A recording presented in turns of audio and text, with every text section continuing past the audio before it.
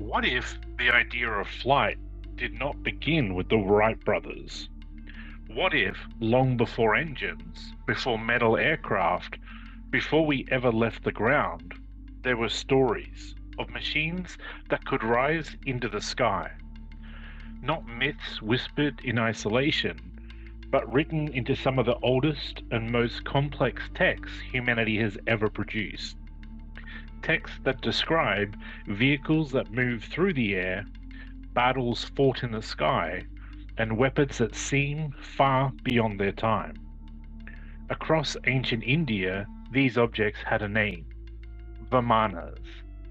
But here's the question we're asking tonight: were these accounts of advanced flying craft, or are we looking at something else entirely? Because once again, we are standing at the edge of a familiar pattern: ancient text, modern interpretation, and a story that feels just close enough to be real. Welcome to UFO to UAP, the Disclosure Report. I'm your host, Matt Tones. Thank you for listening. Please subscribe and share the episode, which is titled Vimanas, the Flying Machines of Ancient India. To understand Vimanas, we must begin with the texts themselves. Two of the most important works in ancient Indian literature are the Mahabharata and the Ramayana. And I know my pronunciation was terrible there, and I do apologize. These are not minor works. They are vast epics composed over centuries, containing mythology, philosophy, history, and cosmology. And within them are repeated references to flying chariots. In the Ramayana, there is a specific object often cited: the Pushpaka Vimana, described as a vehicle that can move at great speed, travel across vast distances, and carry multiple passengers. It is said to rise into the sky, move whatever the user desires, and return at will.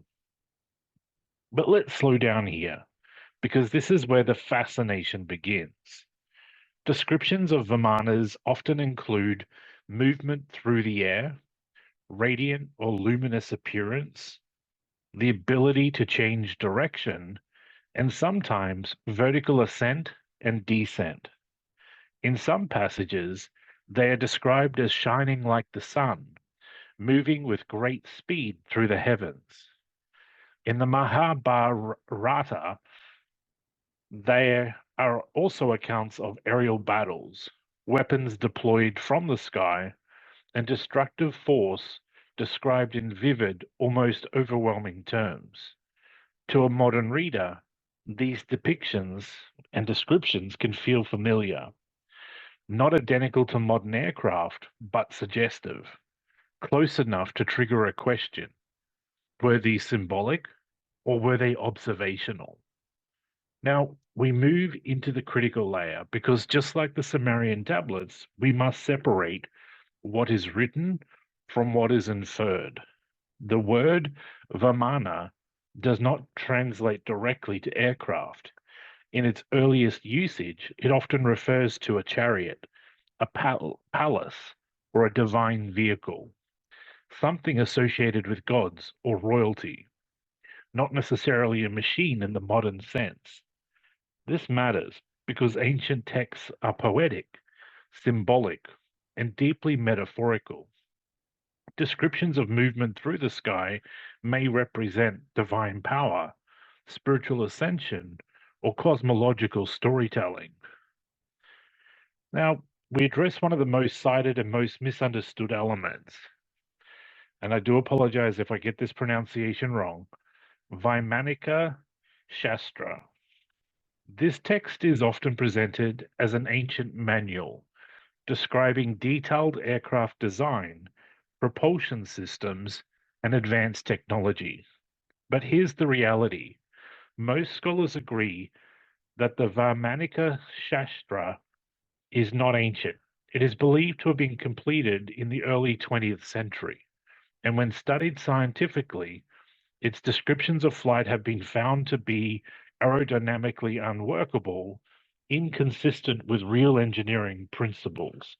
And this is critical because much of the ancient aircraft narrative comes not from the epics themselves, but from later reinterpretations like this one.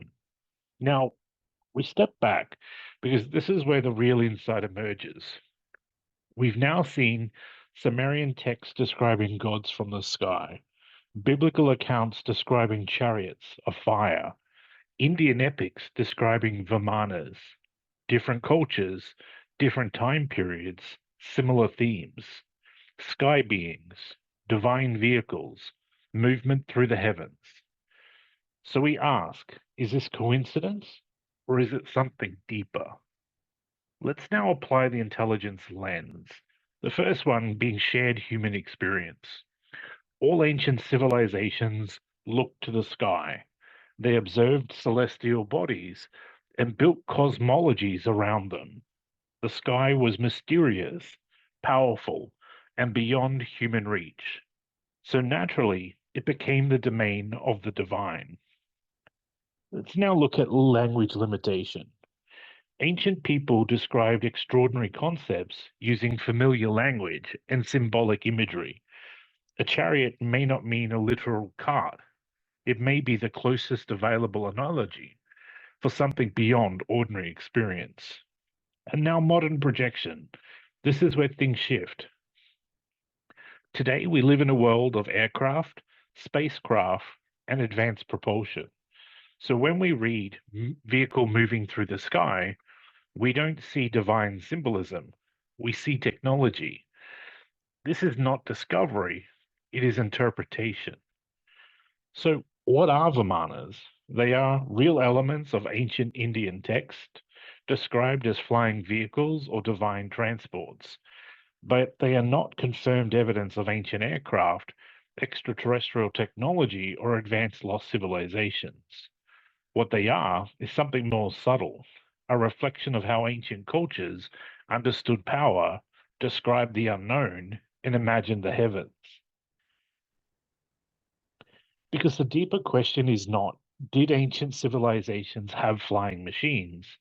The deeper question is, why do so many civilizations describe the sky in the same way, and why do we keep returning to those descriptions and seeing something new? Because sometimes we're not uncovering hidden technology, we're uncovering something else entirely, the way humans have always tried to understand the unknown. Thank you for listening. I'm Matt Tones. Please subscribe, share our episode, and don't forget to tell your mum about this one.